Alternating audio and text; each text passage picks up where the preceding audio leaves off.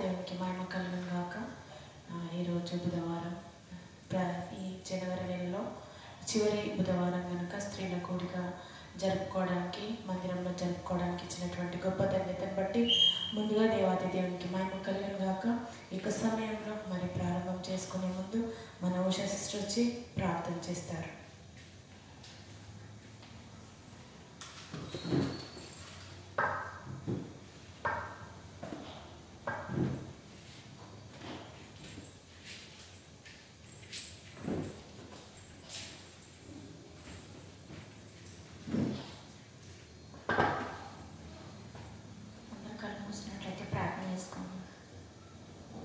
మహోన్నతుడు మహాగణుడు నిర్మలమైన స్తోత్రాలు చెల్లించుకుంటున్నాము తండ్రి. నాయన ప్రభా, నేను గడిచిన బుధవారం మొదలు ప్రభా ఈ బుధవారం వరకు నైనా కాచి దాచి నీ రెక్కల కింద భద్రపరిచిన విధానం బట్టి నీకు లెక్కలకి స్తోత్రాలు చెల్లించుకుంటున్నాము తండ్రి ప్రభా.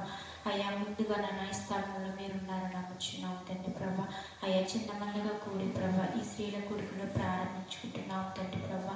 నాయన ప్రభా, ఇగో నైనా చివరి నైనా బుధవారంలో ప్రభా నీ సన్నిధానం వచ్చి రావాలని, ఆయన ప్రాధాయపడాలని ప్రభా, నీవు ఎదగాలని ప్రభా మేము వచ్చి ఉన్నాము తండ్రి ప్రభా. అయ్యా, వాక్యం ద్వారా మాతో మాట్లాడండి, మమ్మల్ని ఇంకా బలపరిచిన ప్రభా. అయ్యా, పాటల ద్వారా మీరే మహిమ పొందమని అడుగుచున్నాను తండ్రి ప్రభా. నీకు వందనాలు స్తోత్రాలు తండ్రి ప్రభా. వచ్చిన వారు దర్శించింది, రాని వారిని ఇంకా నడిపించమని ఇచ్చిన ప్రార్థన వేసి నామని అడిగి వేడుకుంటున్నాము పరమ తండ్రి.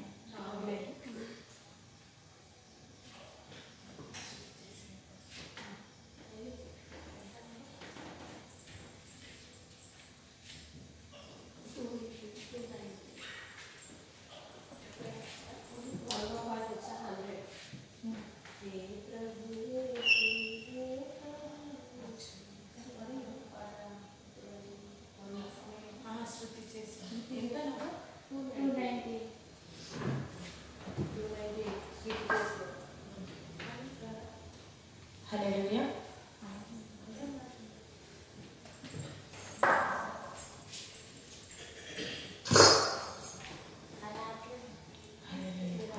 అది రావట్లేదమ్మా, రెండే వస్తున్నాయి.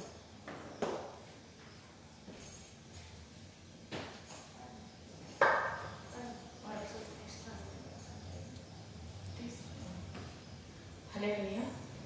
హల్లెలూయా.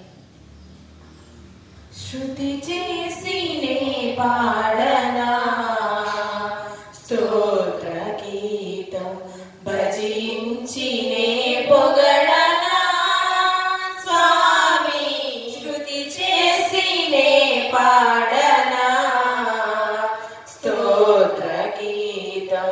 హల్లెలూయా, హల్లెలూయా, హల్లెలూయా, హల్లెలూయా, హల్లెలూయా, హల్లెలూయా, హల్లెలూయా, హల్లెలూయా, హల్లెలూయా, హల్లెలూయా. శృతి చేసినే పాడనా స్తోత్ర గీతం. దానియేలును సింహపు బోనులో కాపాడినది నీవే కదా. దానియేలును సింహపు బోనులో కాపాడినది నీవే కదా. జల ప్రళయములో నోవాను కాచిన బలవంతుడవు నీవే కదా. జల ప్రళయములో నోవాను కాచిన బలవంతుడవు నీవే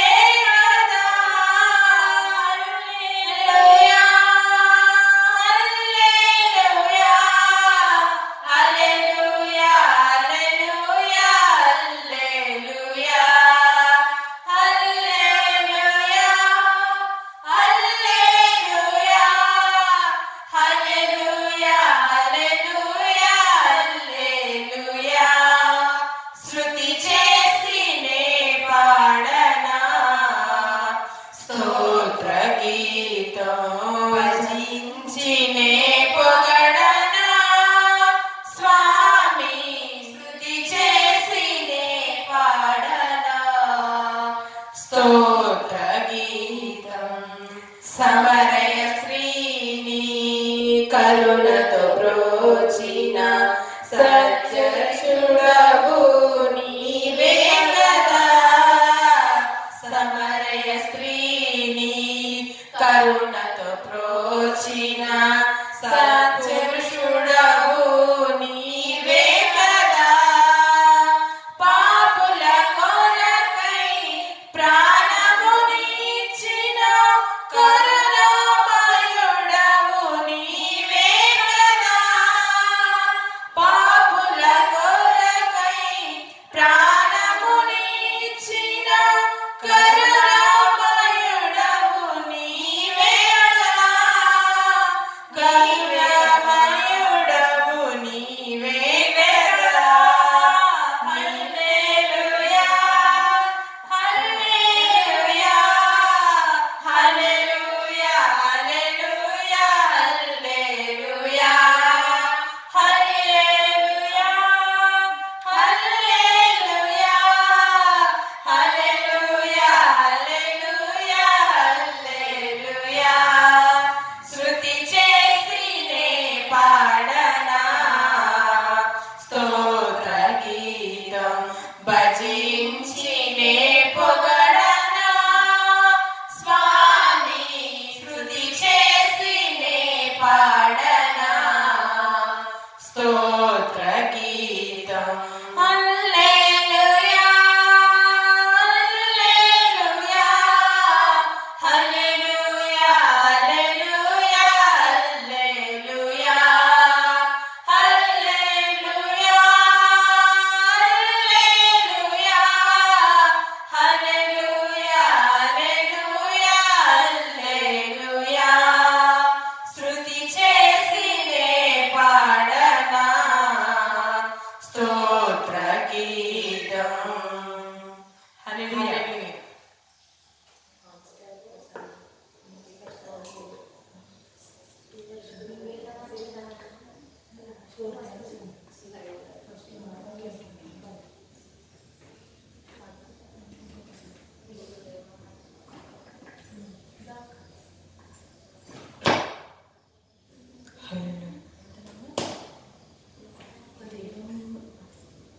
ఆంధ్ర క్రైస్తవ కీర్తనల పుస్తకంలో నుండి 181 ఇదిగో దేవా నా జీవితం ఆపాదమస్తకం నీ సంగీతం అనే పాట పాడుకుంటూ దేవుడి పుస్తకం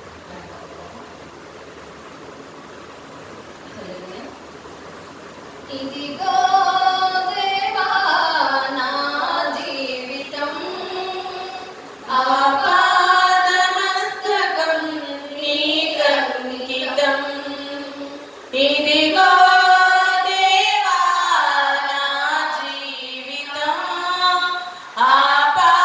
ఆపాదమస్తకం నీకంకితం. శరణం నీ చరణం శరణం నీ చరణం శరణం నీ చరణం శరణం నీ చరణం. ఇదిగో దేవా నా జీవితం ఆపాదమస్తకం నీకంకితం. పలుమారువై తొలగినాను పరలోక దర్శనము నుండి.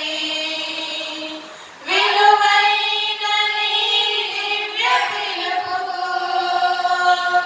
తగినట్లు జీవించనైతి.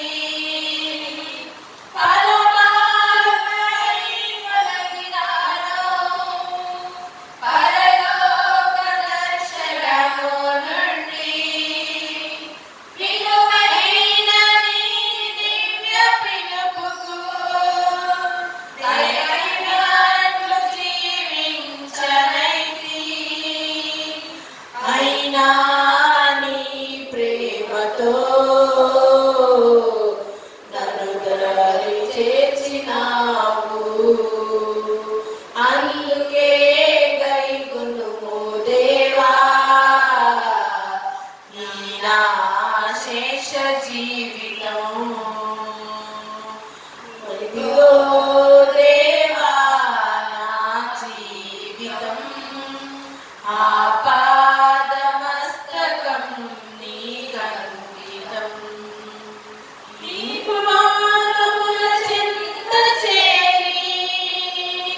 నీ చిత్తము నెరవేరుగారేపు నీ హృదయమునొసగి ప్రార్థించి పని చేయనిమ్ము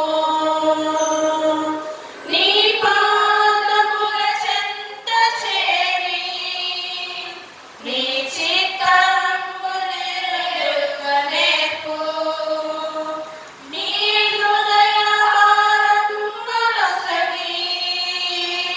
ప్రార్థించి పని చేయనిమ్ము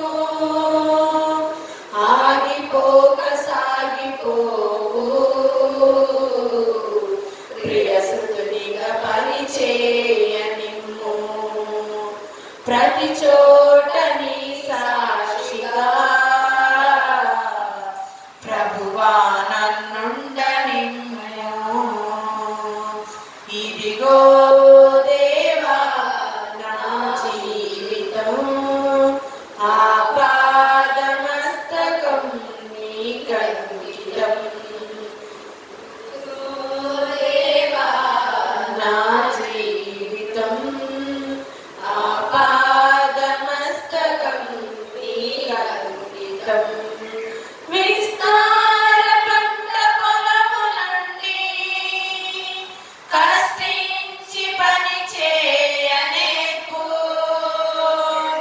కన్నీటితో విత్తు మనసు కలకాలం మరి నాకు నసగు విస్తార పంట పొలములండి కష్టించి పని చేయనేర్పు కన్నీటితో విత్తు మనసు కలకాలం మరి నాకు నసగు క్షేమ క్షామ కాలమైనా నిన్ను గణపరచు బ్రతుకనిమ్మయా నశించు ఆత్మలను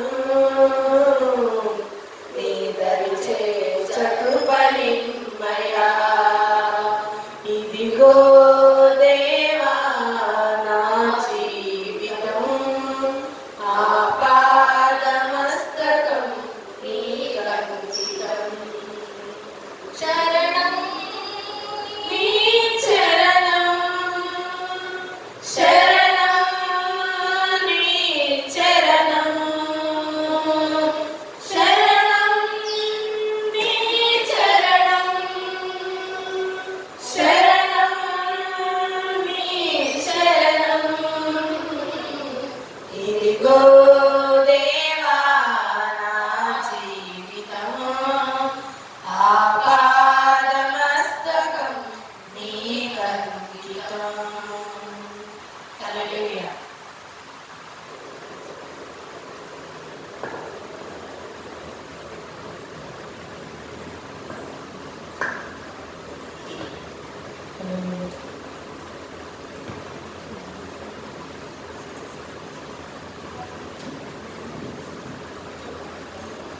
హల్లెలూయా ప్రైజ్ ది లార్డ్ దేవుని నామములో గాక మన మధ్యలో జయప్రదాన్ గారు వచ్చి కొన్ని మాటలు మాట్లాడతారు దేవుని మాట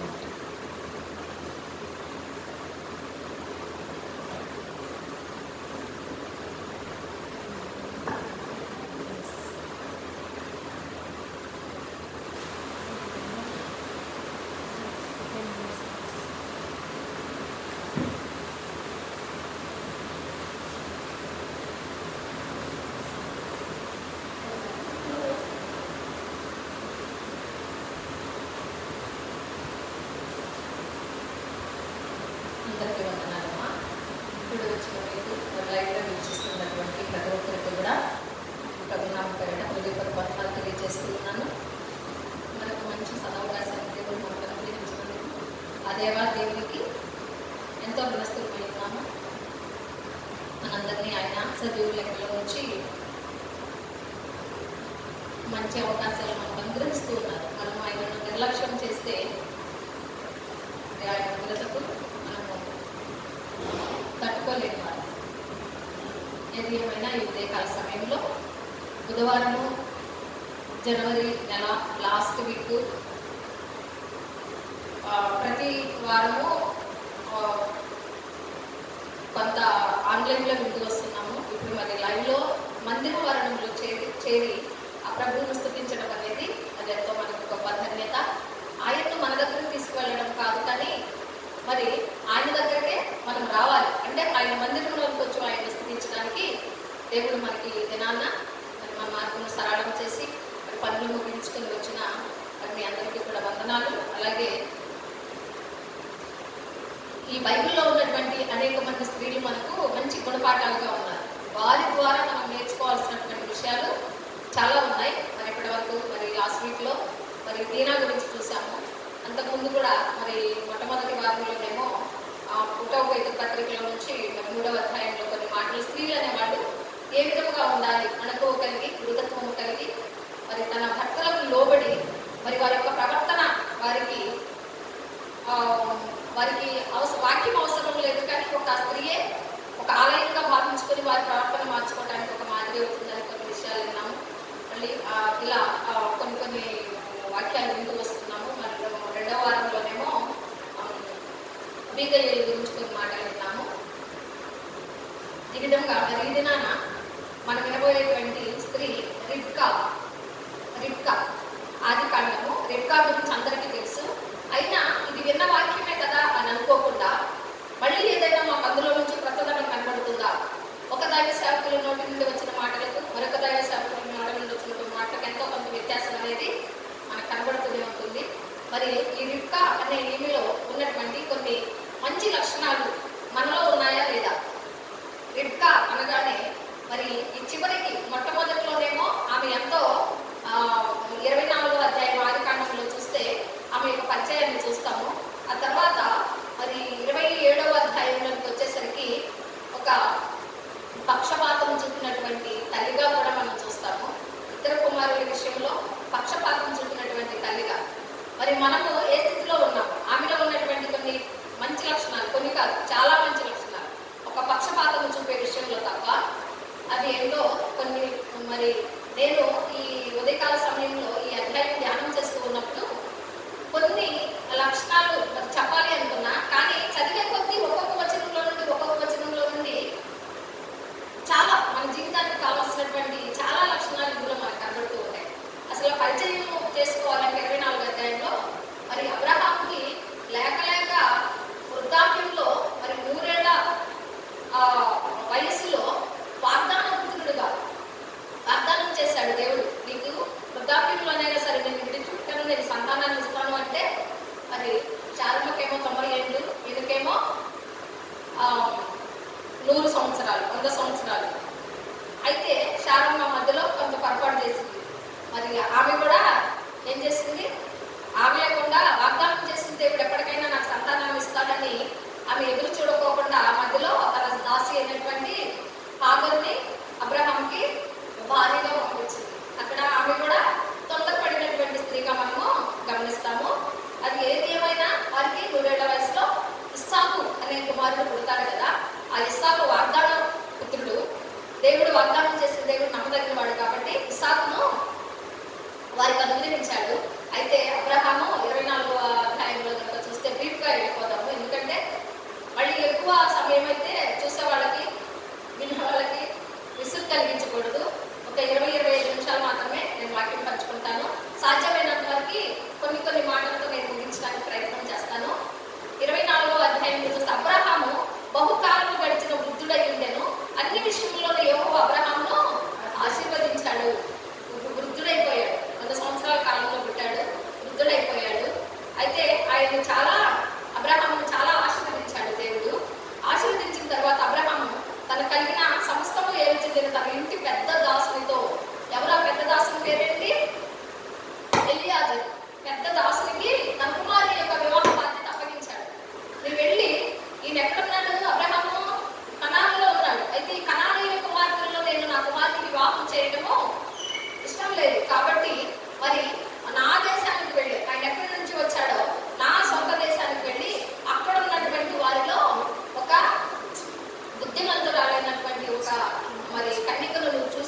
కుమారునికి తీసుకుని రావాలి అని ఎలియాజరుతో చెప్పినప్పుడు ఎలియాజరు మరి బయలుదేరి మరి ఆయన కూడా కొన్ని ఒక దేవుని యొక్క పిలుపు, అంటే అబ్రహాము దగ్గర ఉన్నటువంటి పెద్ద దాసుడు ఎలియాజరు కూడా తక్కువ వాడేమి కాదు.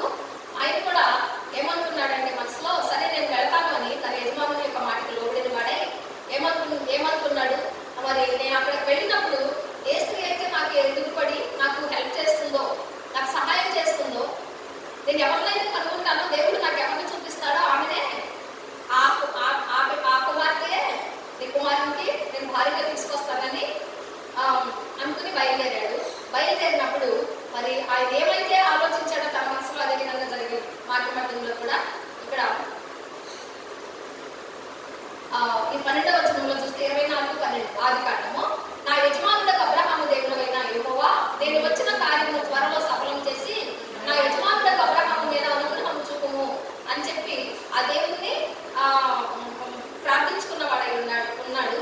ఇంకా వెళ్తూ ఉన్నప్పుడు బయలుదేరి వెళ్తూ ఉన్నప్పుడు అతను మరి ఒక పైవచనంలో కూడా మనం చూస్తే ఆ దాసుడు తన యజమానుడు అబ్రహాము కొడుకుని తన చెయ్యి పెట్టి ఈ సంగతి విషయమే ప్రమాణం చేసిన అతడు తన యజమానుడి వంటెలలో 10 వంటెలు తీసుకున్నాడు. తన యజమానుడి ఆస్తిలో శ్రేష్టమైన నానా రకముల వస్తువులు కూడా తీసుకుని పోయాడు. అతను లేచి అరామ్నహరాయి టీంలో ఉన్న నాహోరు పట్టణం చేరి సాయంకాలం ఉన్న స్త్రీలు నీళ్లు చేరుకొంచుకున్న వేళకు ఆ ఊరి బయట ఉన్న నీళ్ల బావి యొక్క తన వంటెలను కూడా మోకరింప చేశాడండి. తను దేవుడిని వేడుకున్నాడు, ఆ వంటెలు కూడా మోకరింప చేశాడు. అంటే తగ్గించుకుని దేవుని సన్నిధిలో అవి కూడా మోకరించినాయి. ఇవి కూడా దేవుని యొక్క చిత్తం కొరకు కనిపెడుతూ ఉన్నాడు. ఉన్న ఆ సమయంలో ఎవరు వచ్చారు, ఇక్కడ రిబ్కా అనేటువంటి కుమార్తె యొక్క ఎంట్రీ వస్తుంది మనకి. ఇక్కడ 15వ వచనంలో అతడు మాటలాడిన సాలింపక ముందే అబ్రహాము సహోదరుడైన నాహోరు భార్యకు మిల్కా కుమారుడైన బెతూయేలు పుట్టిన రిబ్కా కడవ భుజం మీద పెట్టుకుని వచ్చెను. ఈ రిబ్కా అనే పేరుకు అర్థం ఏంటంటే కట్టడం లేకపోతే పుచ్చుతాడు అనే 2 అర్థాలు వస్తాయని ఉంది. ఆమె భుజం మీద కడవ పెట్టుకుని వచ్చింది. అయితే ఇక్కడ ఈమెనే ఇప్పుడు కొన్ని పాయింట్స్ నేను చెప్తాను, మరి చేతనైతే మీరు నోట్ చేసుకోండి. దేవుని నడిపింపు ద్వారా కనుగొనబడినటువంటి ఒక స్త్రీ. ఎవరు? దేవుని నడిపింపు ద్వారా కనుగొనబడినటువంటి ఒక స్త్రీ. అది మొట్టమొదటి పాయింట్ అని గుర్తుపెట్టుకోండి. అయితే మనం ఒక్కొక్క వచనం ధ్యానిస్తూ వస్తుంటే చాలా మంచి లక్షణాలు నేను అనుకున్నాను, ఏదో ఒక 7 లేకపోతే ఒక 10 పాయింట్స్ దొరుకుతాయి అనుకున్నా. కానీ మొత్తము నేను రాసుకున్న పాయింట్స్ 17 లక్షణాలు ఇంట్లో ఉన్నటువంటి మంచి లక్షణాలు నాకు దొరికినాయి. అయితే ఆ 17 లక్షణాల్లో మనకేమన్నా ఉన్నాయేమో మనం పరీక్షించుకుందాం. ఈ స్త్రీల సమాజంలో స్త్రీలమైన మనం కూడా స్త్రీలమే. ఒకప్పుడు ఈమె ఇక్కడ కన్యక అనే దగ్గర నుంచి స్టార్ట్ అయ్యి ఒక తల్లి వరకు వెళ్ళిపోయింది. ఆదికాండము 24వ అధ్యాయం నుండి చూస్తే 27వ అధ్యాయంలో ఒక తల్లిలాగా, మరి 2 కుమారులకు జన్మించినటువంటి ఒక స్త్రీలాగా మనం చూస్తాము.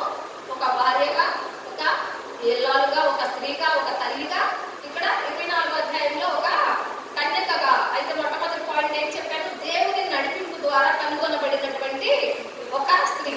అయితే 2వ పాయింట్ చూద్దామమ్మా. ఆ కడవ భుజం మీద పెట్టుకుని వచ్చింది కదా, ఎవరు కనుక్కోవాలనుకున్నారు? ఎలియాజరు ఒక అమ్మాయి కోసం వెళ్ళాడు. ఆయన దేవుని నడిపింపు ద్వారా నడిపిస్తూ వెళ్ళాడు. ఆ నడిపింపు ద్వారా కనుగొనబడినటువంటి ఈమె రిబ్కా కదా. ఇక్కడ చూడండి, ఆ 16వ వచనంలో ఆ చిన్నది మిక్కిలి చక్కనిది. ఆంతర్యమే కాదండి, బాహ్య స్వరూపం చూస్తే కూడా చాలా చక్కనిది.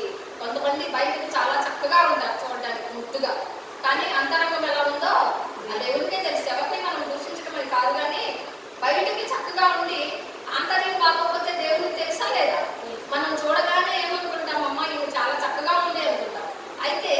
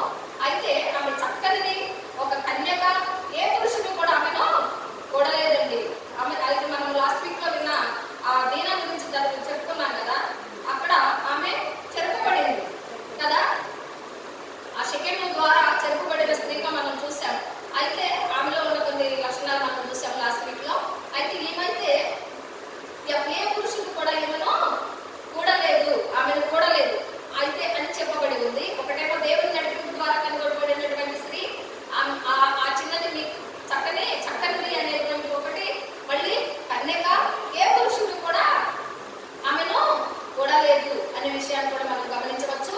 అయితే ఇంకా కిందకు వచ్చినట్లయితే చూడండి, ఆయన ఏమనుకున్నాడు, ఎవరైతే నన్ను కనుక్కొని నాకు దాహం ఇస్తారో, నా వంటలకు దాహం తీరుస్తారో, నేను ఎవరిని కనుక్కుంటానని దేవుని చిత్తానికి లోబడిన వాడే నడుస్తూ వస్తూ ఉన్నాడు. వచ్చాడు ఆ బేవ దగ్గరకు.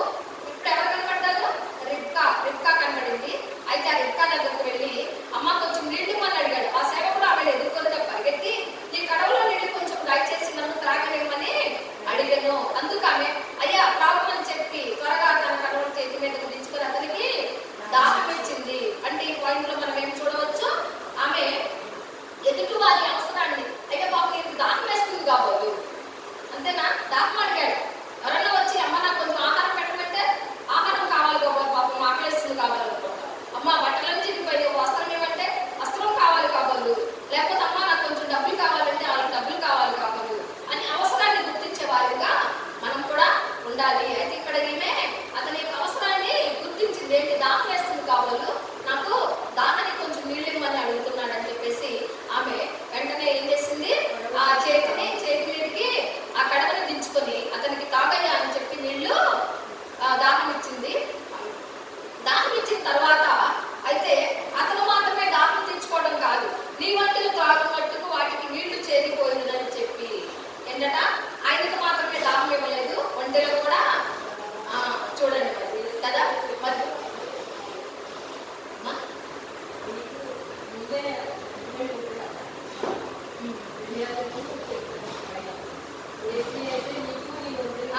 అదే మరి అంటే ఆయన ముందే దేవుడితో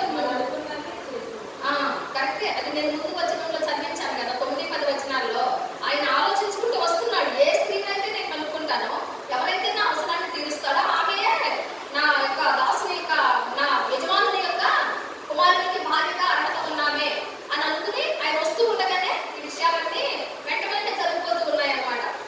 జరుగుతూ ఉన్నప్పుడు అయితే ఈమె ఎదుటి వారి అవసరాన్ని తీర్చే ఒక స్త్రీగా ఉంది అని మనము ఆ దాహం తీర్చేదిగా ఉంది. అయితే మనం ఇక్కడ ఈ పాయింట్ లో మనమేమి గుర్తించాలి అంటే ఈ లోకచారమైనటువంటి దాహం అయితే ఎక్కడైనా తీరుతుంది, కానీ మనం ఏం కలిగి ఉండాలంటే వాక్యం అనే దాహం కలిగి ఉండాలి. దేవుని సన్నిధి అనేటువంటి దాహాన్ని మనం కలిగి ఉండాలి. ఆ దాహం ఎవరికి మనము ఇద్దామా, లేకపోతే మనం కలిగి ఉందామా? పెద్ద పెద్ద దైవజనులు చెప్పిన మాటలు వినడం, ఆయన సన్నిధానానికి రావడం, అదే మనం దాహం కలిగి ఉండడం.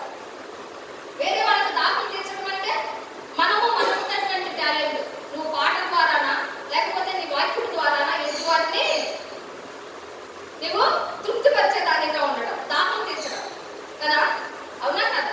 మనం పరీక్షించుకుంటే మరి నువ్వు దాహం తీర్చవచ్చు, నీవు కూడా దాహం కలిగి ఉండవచ్చు. రెండు.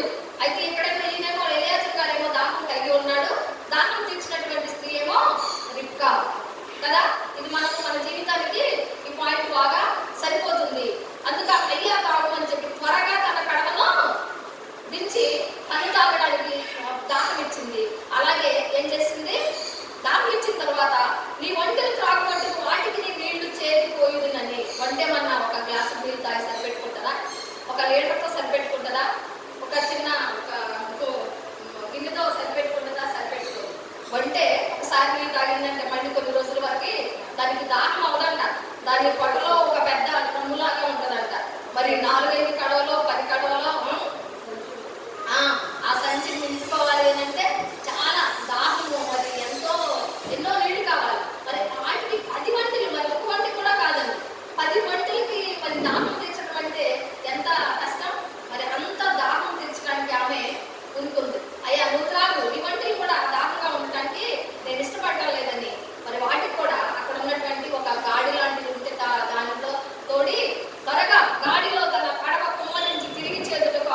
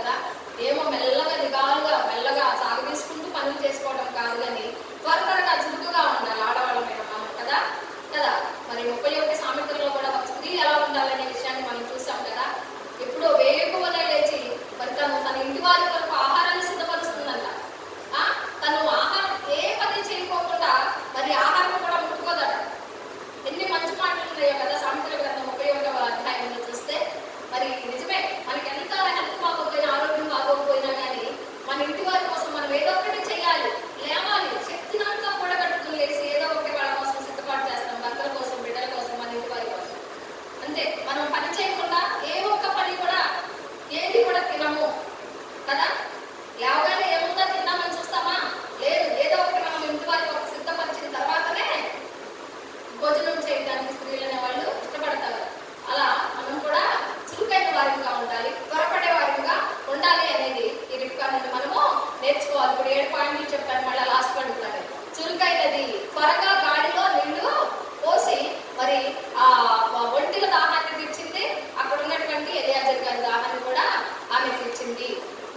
ఇంకొక పాయింట్ చూద్దాం. అయితే ఆ దయ కలిగినది, కింద చూస్తే దయ కలిగినది, దయ కలిగినటువంటి స్త్రీగా కూడా చూస్తాం. అందుకు ఆమె 24వ వచనం చూడండి అమ్మా.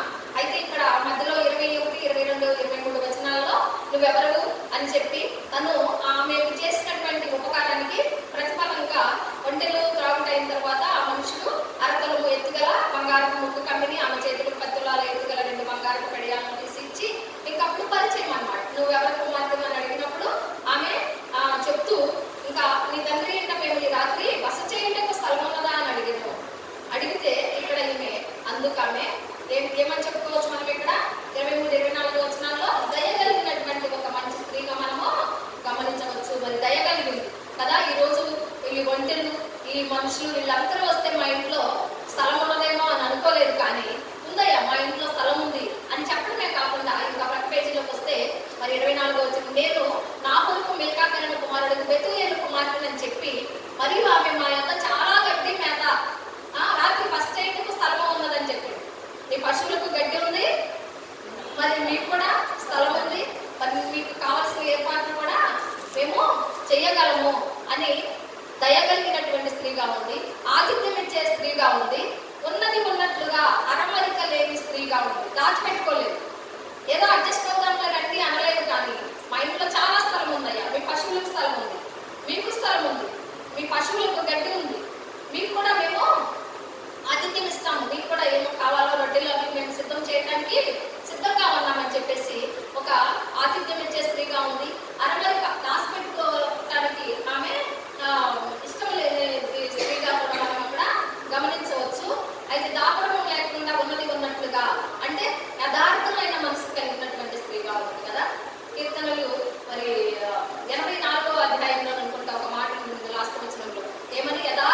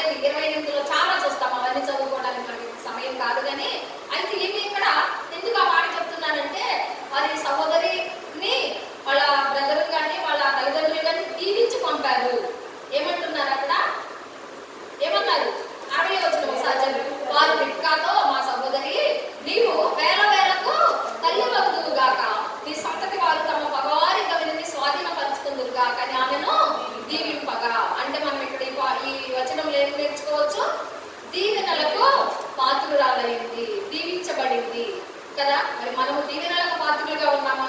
ఆయన సన్నిధానానికి వచ్చి మోకరించి మరి మనం ప్రార్థన చేసి ఆయన దీవెనలు పొందుకుంటున్నామా?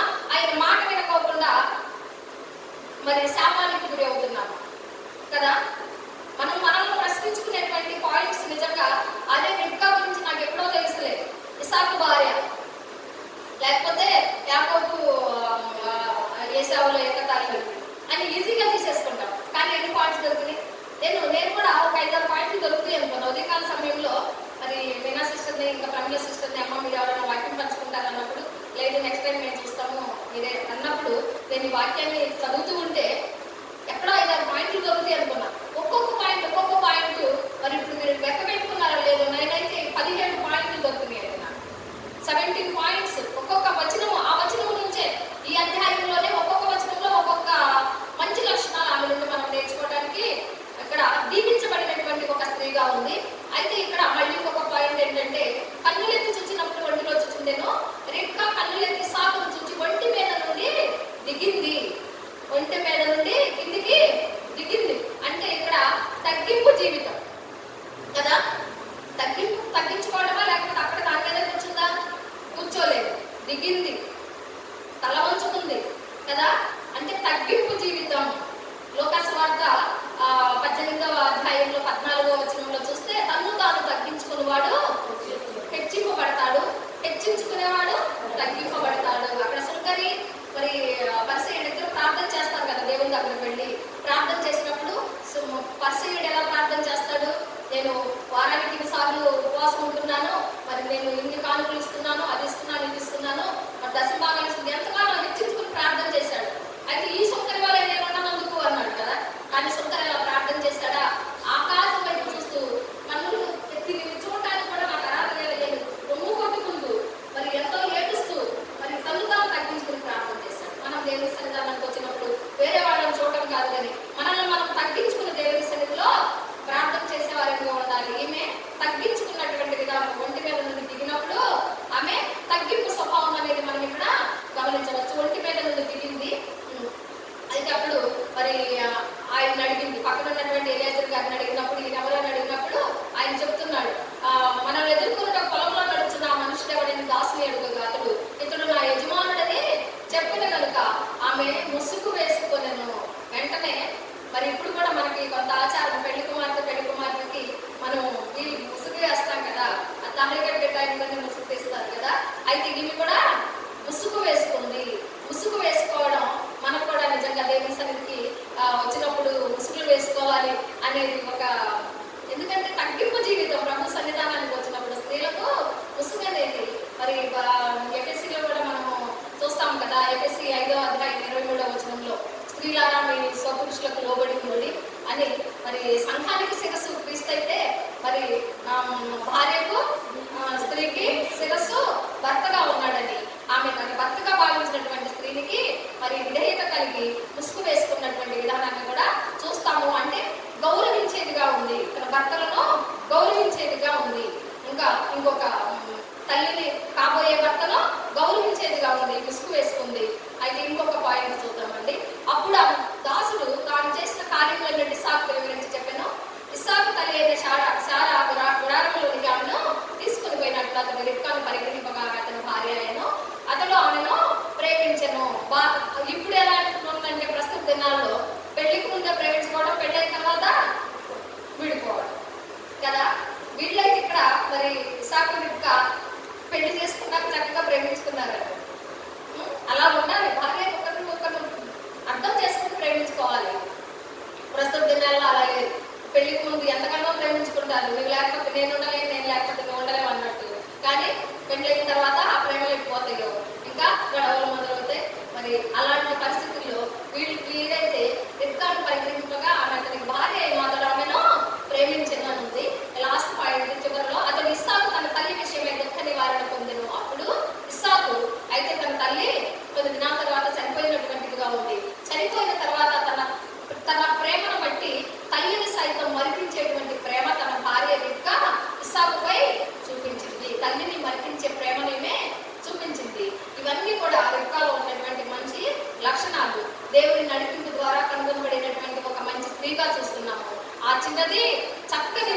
బాహ్య స్వరూపము ఆంతర్యము కూడా చక్కగా ఉందనేది.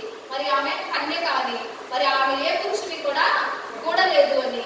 అయితే ఎదుటి వారి యొక్క అవసరాన్ని తెలుస్తుంది, మరి ఆ దాసునికి దాహాన్ని తీర్చేదిగా ఉంది. అంతేకాకుండా తన వంటిలో కూడా మరి దాహం తీర్చినటువంటి ఒక మంచి స్త్రీగా ఉంది.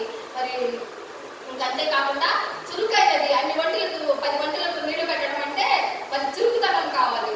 అంతేకాదు త్వరగా త్వరగా ఆమె మరి ఆ వంటలకు మరి అతనికి కూడా దాహం తీర్చిగా ఉంది. త్వరగా గాడిలో మరి అంటే ఆ నీళ్లు పెట్టడానికి ఒక పెద్ద బంగాళం లాగా గాడి ఉంటే దాంట్లో తీసుకొస్తుంది, కడవక పోస్తుంది, మళ్ళీ వెళ్తుంది, తెచ్చుకొస్తుంది. మరి ఆ 10 వంటలకి దాహాన్ని తీర్చేదిగా ఉంది. మరి దయగలిగినటువంటి ఒక స్త్రీగా ఉంది, ఆతిథ్యం ఇచ్చే ఒక స్త్రీగా ఉంది. మరి అరమరిక లేనిదిగా అంటే ఏది కూడా దాచిపెట్టుకోకుండా మరి వచ్చినటువంటి అతనితో చెప్పినటువంటి స్త్రీగా, దాపరికం లేనటువంటిదిగా, యథార్థ హృదయం కలిగినటువంటి స్త్రీగా ఉంది. మరి దేవుని చిత్తానికి తలవలసినటువంటి ఒక స్త్రీగా, ఆ తల్లిదండ్రులు మరి సహోదరులు చెప్పినటువంటి మాటకు తన చిత్తానికి తలవలసినటువంటి ఒక స్త్రీగా, దీవెనలకు పాత్రురాలుగా ఉంది. ఎందుకంటే ఇక్కడ అలా మాట వింది, ఇక్కడ దాసుని దాహము ఇవన్నిటిని బట్టి చూస్తే మరి ఆమె దీవించబడిన స్త్రీయే కదా. అందుకని ఆమె దీవించబడినటువంటి స్త్రీగా, దీవెనలకు పాత్రురాలుగా మనం ఆమెను గమనించవచ్చు. మరి తగ్గింపు జీవితాన్ని మనం చూస్తున్నాము. మరి అక్కడికి వచ్చి వంటి దిగి మరి తను ముసుగు వేసుకొని తను తగ్గించుకుంది, కాబోయే భర్తను గౌరవించినటువంటి ఒక స్త్రీగా ఉంది, ముసుగు వేసుకుంది. మరి తన తల్లి చనిపోయిన తర్వాత తన తల్లి ప్రేమను మరి మరిపించేటువంటి ఒక స్త్రీగా కూడా మనము ఆ చివరిలో 67లో చివరి లైన్లో తల్లి విషయమై దుఃఖ నివారణ పొందెను ఇస్సాకు అనేటువంటి విషయాన్ని కూడా చూస్తాము. పక్షపాతం చూపిన తల్లి లాస్ట్ పాయింట్. మరి టైము అరగంట అనుకున్నాము. ఇంకొక మాట చెప్పి ముగిస్తా. పక్షపాతం చూపిందండి లాస్ట్ పాయింట్ కదా. మరి మ్యారేజ్ అయిపోయిన తర్వాత చాలా దినాల తర్వాత మరి ఆమె గర్భం దాల్చడం, 2 కవలులకు ఆమె జన్మనిచ్చింది. ఇక్కడ 25వ అధ్యాయంలో చూస్తే 23లో అప్పుడు యెహోవా ఆమె తిట్టాడు, 2 జనములు నీ గర్భంలో కలువు, 2 జనపదములు నీ కడుపులో ప్రత్యేకముగా వచ్చును, ఒక జనపదము కంటే ఒక జనపదం బలిష్టమైన, పెద్దవాడు చిన్నవారికి దాసుడగును అని దేవుడు చెప్తాడు. అయితే ఇక్కడ మాత్రం ఆమె ఇది నేను ఇంకొక వారంలో ధ్యానం చేద్దాం అనుకుంటాను, ఎందుకంటే చాలా టైం అయిపోయింది. ఇప్పటికే పక్షపాతం చూపిందండి ఒక కుమారుణ్ణి. మరి మనము కూడా నిజంగా తల్లులమైన మనము 2 బిడ్డలు ఉంటే అనుకుంటాం, 2 నా పెళ్లి కళ్ళు అనుకుంటాం, కానీ ఎక్కడో ఒక చోట ఒక మూలన అతని మీద ఎక్కువ ప్రేమ ఉంటుంది. అరే వీడు కొంచెం బలహీనుడు, బక్కగా ఉన్నాడు, వీడు తినడం అని చెప్పేసి వీడు కొంచెం ఎక్కువ పెట్టి దగ్గర కూర్చోబెట్టి తినిపించడం.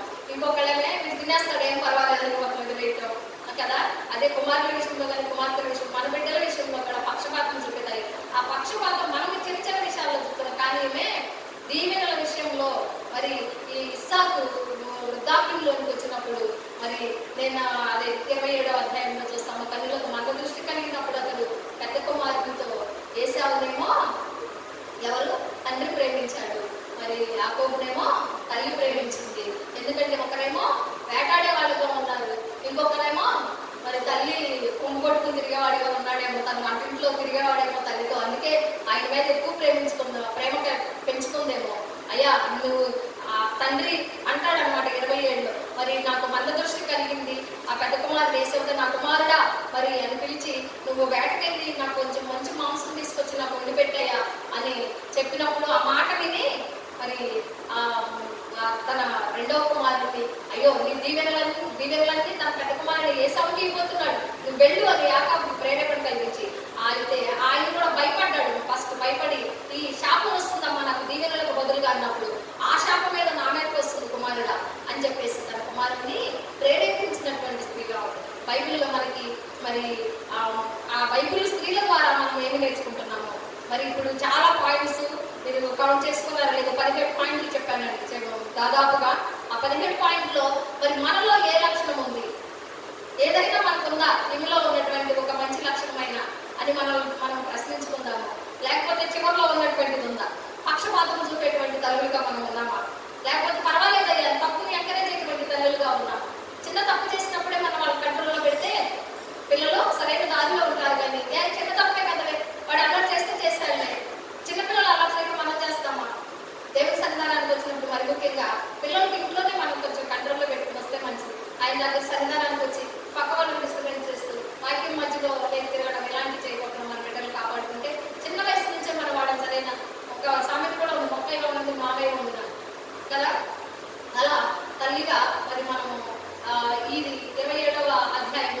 దేవుని చిత్తమైతే మరొకసారి ధ్యానం చేసుకుందాము. మరి దేవుడితో మాటలు దీవించిన కాక సమయం అయితే క్షమించండి. ఆమేన్.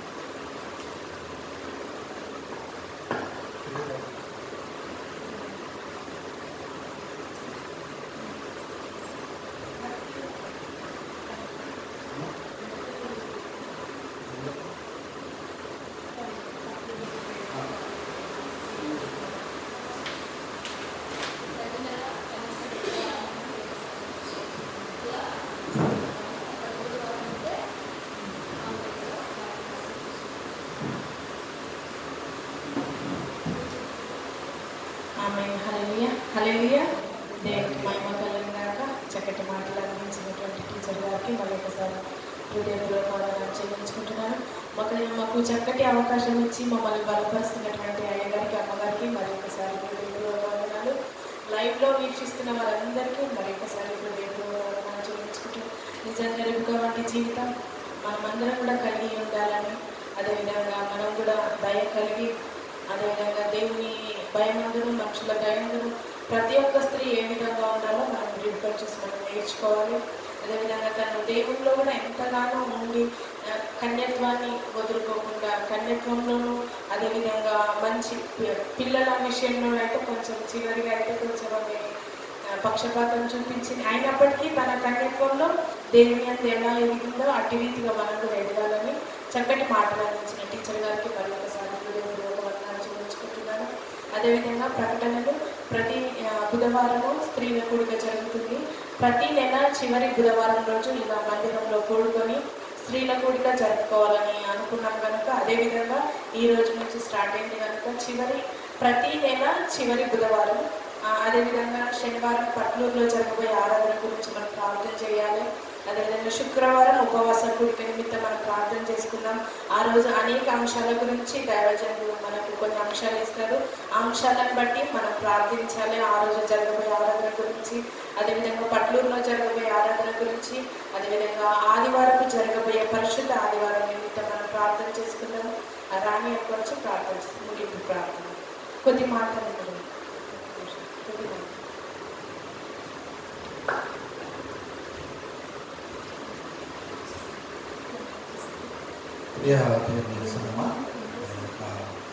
బుధవారం సమయంలో మనందరూ కూడా దేవుని ఆలయంలో వచ్చేది దేవుని యొక్క నామాన్ని ఆరాధించడానికి, స్థుతించడానికి, గణపరచడానికి, ముఖ్యంగా దేవుని యొక్క వాక్యాన్ని ధ్యానించడానికి దేవుడు గొప్ప అవకాశాలు సుదీర్ఘమైన ప్రదేశం నుంచి ఇలాంటివి రావడం, అదేవిధంగా ఇక స్త్రీల కూడిక జరగబడడానికి దేవుని నామాన్ని మనం గణపరిచిన వారిగా ఉన్నాం. మరి టీచర్ గారు చెప్పిన దాన్ని బట్టి మన పిల్లల రెబెకా యొక్క ఆమె యొక్క విధేయత గురించి, ఆమె యొక్క చురుకుదనాన్ని గురించి, రకరకాలుగా ఆమె ఎంతగా వారి యొక్క జీవన విధానంలో వారి యొక్క అబ్రహాం గారి యొక్క కుమారుల యొక్క జీవన విధానం మార్పు తీసుకొచ్చిన విధానం చేస్తారు. రెబెకా యొక్క మాటను, ఆమె యొక్క జీవన విధానం చూసుకుని మొట్టమొదటిగా మనకు గుర్తొచ్చింది ఏమిటంటే, రెబెకా యొక్క బావి దగ్గర నీళ్లు చేరి మరి వారికి నీళ్ళు ఇవ్వడము, ఆ యొక్క వందలకి నీళ్ళు ఇవ్వడం, అంటే సేద తీర్చే. రెబెకా అనే మాటకు సేద తీర్చే మహిళగా మనం గుర్తించుకుంటాం. ఒకసారి మన సామెత గ్రంథంలో మనం చూసినట్లయితే ఒకటే ఒక మాట నేను చూపిస్తాను. సామెతల గ్రంథం 25:13 రెబెకా గురించి ఆలోచన చేసినప్పుడు ఎందుకో నాకు ఈ మాట, సామెతలు 25:13 నమ్మకమైన దూత తనను పంపు వారికి కోతకాలపు మంచు చల్లదనం వంటి వాడు తన యజమానుల హృదయమును తెప్పరిల్లా చేయును. ఇక్కడ చూసినట్లయితే రెబెకా యొక్క జీవన విధానానికి కరెక్ట్గా సరిపోయే వాక్యంగా ఈ వాక్యాన్ని మనం చూడొచ్చేమో అనిపిస్తూ ఉంటుంది. నమ్మకమైన దూత తనను పంపిన వారికి కోత కాలపు మంచు చల్లదనం అంటాడు. అంటే ఇక్కడ సేద తీర్చుట, స్త్రీలుగా ఉన్న మనము మనకి కుటుంబాల్లో మన యొక్క సంసార జీవితాలలో సేద తీర్చే వాళ్ళగా మనం ఉండాలి. సేద తీర్చడం అంటే ఏంటి?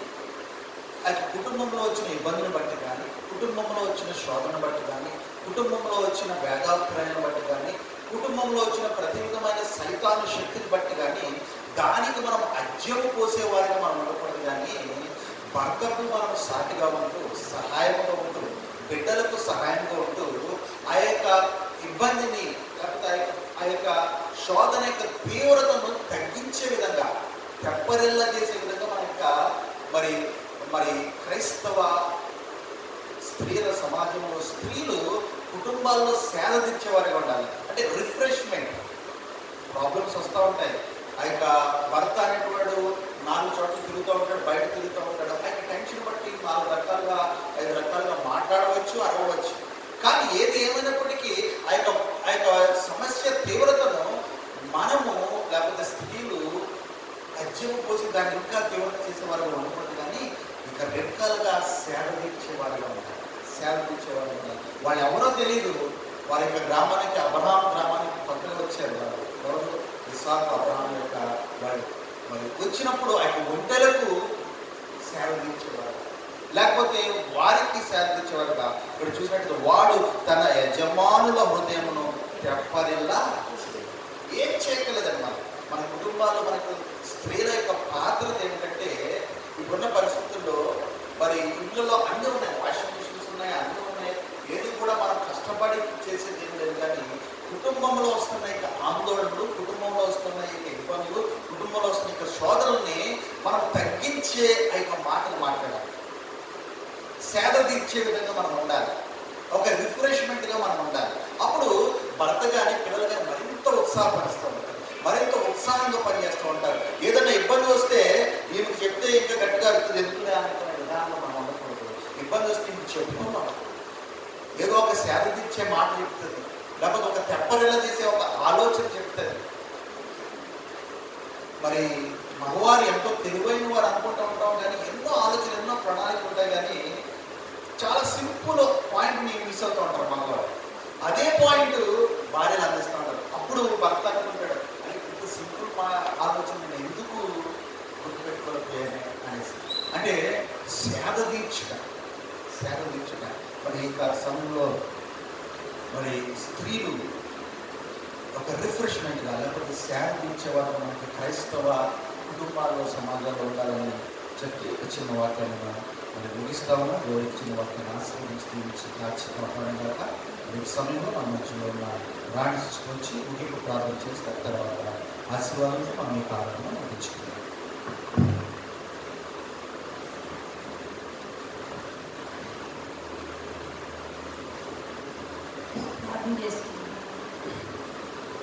మహాపరిశుద్ధుల మహోన్నతాలు శ్రేష్ఠ పరిశుద్ధ పాదములకు దగ్గర వందనాలు ప్రభావ అయ్యా ప్రభావ ప్రభావ ఆయన మధ్యలో కూడి ఆరాధించి అయ్యా ప్రభావ ఈ సేవకులైనటువంటి ప్రభావ అయ్యా యొక్క గురించి ధ్యానించి గొప్ప బాధ్యతను దయచేసిన వందనాలు ప్రభావ ఇస్తున్నాను ప్రభావ. ఆమె కలిగి ఉన్న మంచి లక్షణాలను బట్టి అయ్యా ప్రభావ వీటిలో మేము కూడా నడుచుకున్నాక సహాయం దయచేయండి ప్రభావ. ఈ పాఠం బట్టి ప్రభావ నేను ప్రభావ స్త్రీలు ప్రభావ మనం కట్టుకుంటారు ప్రభావ. విధేయత కలిగి ప్రభావ, దయ కలిగి అయ్యా ప్రభావ జీవించడానికి ప్రభావ సహాయం దయచేయండి అయినా ప్రభావ. అయ్యా మేము ప్రతి ఒక్క బిడ్డను జ్ఞాపకం చేసుకుని అయినా పేరు పేరు నియమించండి, ఆశీర్వదించండి అయినా ప్రభావ. అలాగే రాని వారిని ప్రభావ జ్ఞాపకం చేసుకుని ప్రభావ నీ ప్రభుత్వ ప్రభావ అయ్యా సర్వీస్ నడిపించమని ప్రభావ మరి యొక్క వారు ప్రభావ ఆశీర్వదించి ప్రభావ అయ్యా ప్రభావ మరొకరి గురించి ధ్యానం చేయ గొప్ప భాగ్యం ఆయన ప్రయాణం అంతట్లో తోడు సహాయం దయచేశారు. వందనాలు ప్రభావ. తిరిగి వెళ్ళుచుండగా ప్రభావ ఆయన క్షేమకరమైన ప్రయాణం దయచేయాలి